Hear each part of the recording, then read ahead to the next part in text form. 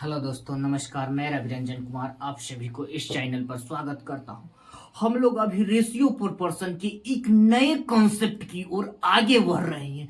ये कॉन्सेप्ट का थीम आप लोग देखिए, इसमें कुछ कॉन्सेप्चुअल बातें हैं, इस पर आधारित प्रश्न बना बना के दिया जाता है। देखिए, कह रहा है ऐसे सारे वस्तु जिनको संख्या को भिन्न के रूप में नहीं दर्शाया जा सकता है, उसका अनुपातिक योग अवश्य ही विभाजित करती है। इसका कहने का मतलब है वैसी संख्या जिसको आप भिन्न के रूप में कभी भी नहीं लिख सकते हैं, फ्रैक्शन के रूप में।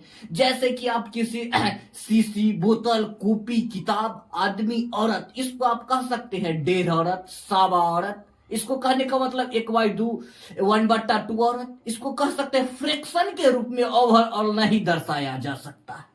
वह कभी भी किसी ये इस टाइप के संख्या को नहीं डिनोट कर सकता है। जैसे कि देख लीजिए, ये सारे वस्तु हैं, इसको नोट कर लीजिए और याद रखिए, अगर इसके अनुपात की योग से अगर पूरा पूरा संख्या डिवाइड होगा तो वो संख्या ये सब वस्तु हो सकता है। इस देखिए, इस टाइप के क्वेश्चन देखिए क्या कह रहा है। किसी स्कूल में 372 विद्यार्थी है, तो निम्न में से कौन सी उस स्कूल में लड़का एवं लड़कियों का अनुपात नहीं हो सकता, पूछ रहा है। नहीं हो सकता है। ये देखिए अनुपात कितना है, 11:1 1:11। 1:11 देखिए, इसे पूरा पूरा विभाजित हो जाता है तो ये नहीं होगा। हो जाएगा ना, ये लड़का एवं लड़कियों के संख्या हो सकता है। हमसे पूछा है जो नहीं हो सकता है, ये भी हो जाएगा। 4 अनुपातिक योग क्या है, 1:3, तो 4 हो जा सकता है, 372 से विभाजित हो जाएगा। अब ये सी नंबर ऑप्शन 5:1, तो ये 6 डिवाइड हो रहा है। लेकिन यहाँ क्या है, ऑप्शन नंबर डी 3:8, 11। अनुपातिक योग कितना होता है, योग 11 है। ये हो सकता है, विभाजित नहीं होगा। होगा नहीं होगा, ऑप्शन नंबर डी। चलिए हम लोग इसमें डायरेक्ट आंसर, इसमें नहीं पूछ रहा है तो नहीं कौन होगा, तो अनुपात 3:8, ऑप्शन नंबर डी। चलिए अगले क्वेश्चन की तरफ बढ़ते हैं। देखिए ये क्वेश्चन देखिए, कह रहा है यदि किसी गांव में पुरुष की संख्या औरतों की संख्या से 2/3 अधिक है, तो निम्नलिखित में से उस गांव की जनसंख्या क्या हो सकती है। देखिए कह रहा है उसमें पुरुषों की संख्या औरतों की संख्या से 2/3 अधिक है। Male, man, women. कहने का मतलब 2/3 अधिक, कहने का मतलब क्या हो गया, 5/3 है। टोटल अनुपातिक योग कितना हो गया, अनुपातिक योग 5 और 3 8, कितना हो गया 8। तो अब देखिए इस सारा क्या दिया हुआ है ऑप्शन में, गांव का जनसंख्या दिया हुआ है। तो इस जनसंख्या कभी भी हम लोग पढ़ चुके हैं, जनसंख्या कभी भी भिन्न के रूप में नहीं आता है, फ्रैक्शन में नहीं आता है। तो अनुपातिक योग 8 है, 8 से कौन विभाजित हो सकता है। देखिए ये होगा नहीं, तो ये जनसंख्या नहीं हो सकता है। ये भी नहीं होगा, ये भी नहीं होगा, तो ये हो जाएगा। देखिए करके देख लीजिए, 4 हो ना जाएगा।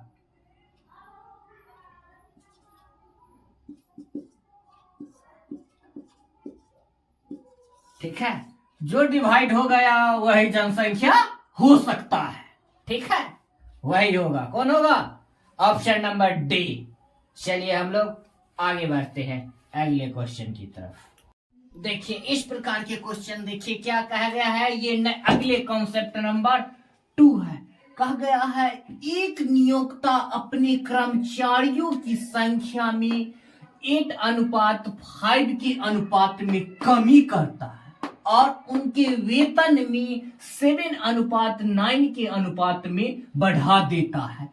परिणाम स्वरूप सभी कर्मचारियों के वेतन की कुल राशि में क्या परिवर्तन पड़ेगा। क्या परिवर्तन आ जाएगा। क्या कह रहा है, जब कोई नियोक्ता है यानी कोई आयोग है नियोक्ता, जो अपन कर्मचारी के संख्या में कमी ला लेता है, 8:5 के अनुपात में कमी ला देता है, और वेतन में 7:9 के अनुपात में वृद्धि हो जाता है, बढ़ा देता है, तो इस प्रक्रिया को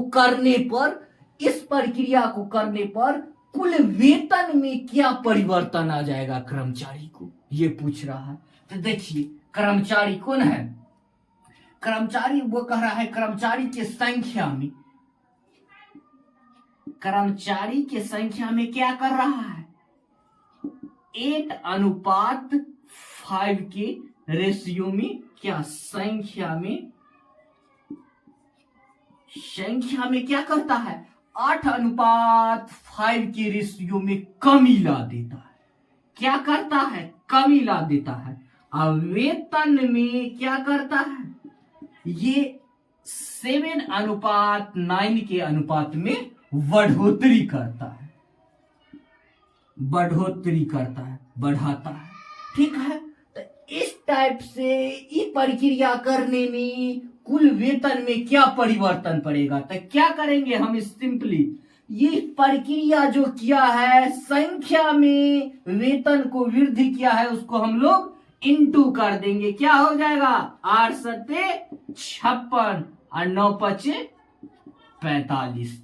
ये परिवर्तन होकर आ गया है रेशियो। क्या होकर आ गया है, परिवर्तन होकर ये रेशियो आ गया है।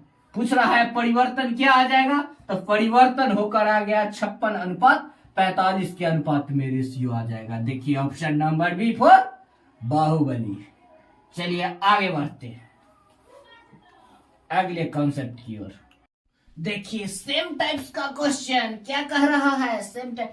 एक नियोक्ता ने अपने कर्मचारी की संख्या में 8:9 के अनुपात में घटाता है और उनके वेतन 14:15 के अनुपात में बढ़ोतरी करता है।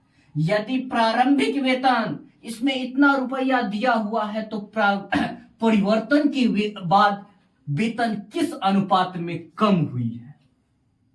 ठीक है, तो इमें देखिए फंसाने के लिए क्या कह रहा है, प्रारंभिक वेतन, इसे हमको कोई मतलब नहीं रखना है, डायरेक्ट क्या करना है, संख्या में हम लोग को इस टाइप के क्वेश्चन को हम लोग एक लाइन में बना देना है। क्या है, A/B। क्या मानना है, क्या दे दिया है संख्या में 9:8 के क्या किया है, कमी लाया है, और वेतन में बढ़ोतरी किया है, वेतन में बढ़ाया है।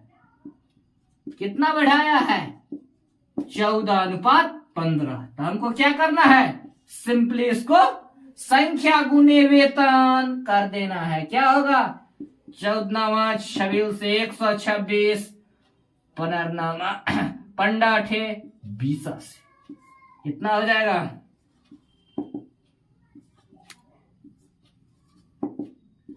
21:20। Option number B. चलिए हम लोग आगे बढ़ते हैं, नोट कर लीजिए।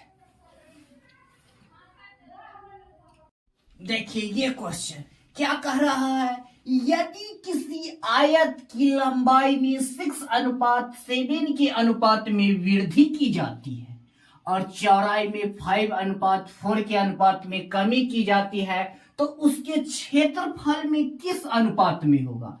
यदि ये कह रहा है, यदि आयत की लंबाई को बढ़ा देता है, 6:7 में के अनुपात में वृद्धि कर दिया जाता है और चौड़ाई में 5:6 के अनुपात में कमी ले दी जाता है, तो क्षेत्रफल का किस अनुपात में होगा। ये क्वेश्चन पूछा है SSC MTS 2020। तो इसको क्या हम करेंगे, क्या दे दिया है, आयत की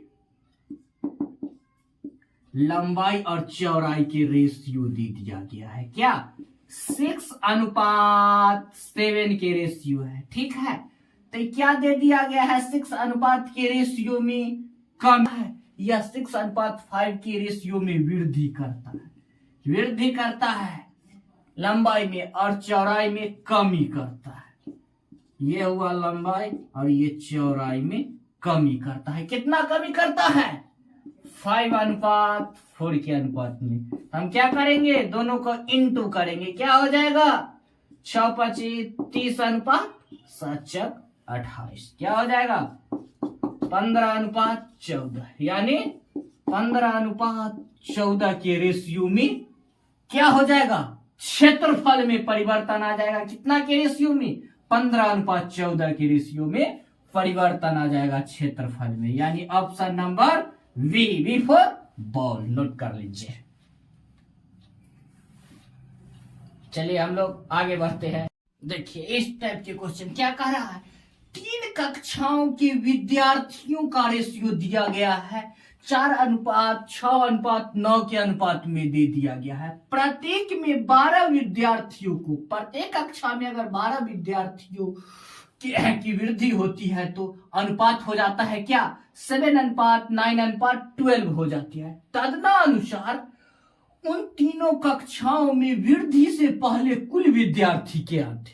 ठीक है, इसमें क्या दे दिया गया है? वृद्धि से पहले का रेशियो दे दिया गया है और 12 विद्यार्थी सारा में इंक्लूड हो जाते हैं, उसके बाद का रेशियो दे दिया गया है। क्या पूछ रहा है? संख्या। क्वेश्चन में क्या पूछ रहा है? रेशियो में दे दिया गया है और संख्या में पूछता है जब विद्यार्थी वृद्धि से पहले कितने विद्यार्थी थे। तो देखिए कै गो कक्षा है? 3 गो कक्षा, फर्स्ट, सेकेंड और थर्ड। 3 कक्षाएं हैं। इसमें पहले कितना रेशियो था? पहले का रेशियो देखिए 4:6:9 का रेशियो था और बाद में 12 गो बढ़ने के बाद, 12 गो के बाद क्या हो गया? यहाँ पर बाद का रेशियो कितना दे दिया गया है? वृद्धि के बाद, वृद्धि के बाद हो गया है रेशियो 7:9:12। ठीक है? Yes sir. सब में कितना के अनुपात पे वृद्धि हो गया है? 7:9:12 का। तो पहले में अभी वाला में वृद्धि के बाद दोनों के रेशियो में डिफरेंस कितना का आ रहा है? 3 का। सारा जब गुना रहा है डिफरेंस कितना का? 3 का। 3 का। सब में कितना का अंतर आ रहा है? 3 का। डिफरेंस कितना का आता है पहले या बाद वाला में? रेशियो के डिफरेंस। ठीक है, रेशियो के डिफरेंस। अब विद्यार्थी में अनुपात 3 क्या आता है? संख्या में कितना आ जाता है अंतर? 12 क्या? कितना दे दिया है संख्या में वृद्धि? 12 की। तो अनुपात 1 के मान कितना होगा? 4। ठीक है। अब हमसे क्या पूछ रहा है? पूछता क्या है? इधर देखिए, पूछता क्या है? कि पहले कितना था? वृद्धि से पहले कितना था? सारा क्या? तीनों कक्षा में कुल छात्र। पहले कितना था? कुल छात्र। पहले वाला पूछे तो पहले वाला रेशियो से बारी बारी अनुपात में गुना। तो क्या हो जाएगा? ये 4 चक 16 और 6 चक 24 और कितना होगा? 9 चक 36। ऐड करके बताइए। ये पहले के रेशियो आ गया। कितना आ गया? 76। 76 ये आ गया पहले वाला पूछे तो पहले वाला रेशियो बता देंगे, या सेकेंड वाला पूछेगा तो सेकेंड वाला बता देंगे। चलिए आगे वाला क्वेश्चन हम बता देते हैं। आगे देखिए ये क्वेश्चन ये पूछा है एसएससी CHSL 2020 में। कह रहा है एक पेटी में 1 दर्जन शीशे थी। पेटी गिरने पर टूटे हुए तथा बिना टूटे हुए शीशे का अनुपात निम्नलिखित में से कौन नहीं हो सकता है।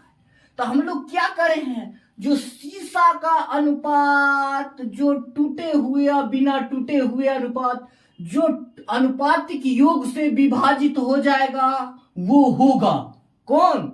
वो अनुपात हो सकता है। तो देखिए 2:1 1 दर्जन यानी 12 पीस, इससे विभाजित हो जाएगा ना, तो ये हो सकता है, ये भी हो सकता है। 4 से विभाजित हो गया 3:1 और ये क्या है 3:2। 5 से होगा नहीं, 5 से होगा 12 डिवाइड नहीं, तो यही आंसर कौन हो जाएगा? Option number C. ये भी डी वाला भी चेक कर लीजिए, 7:5 तो 12 से तो डिवाइड हो सकता है, लेकिन इसमें पूछ रहा है कौन नहीं हो सकता है गिरे हुए शीशे का अनुपात, तो यही नहीं होगा option number C, direct answer 12। चलिए आज यहीं तक, फिर मिलते हैं हम लोग अगले नेक्स्ट वीडियो में। धन्यवाद।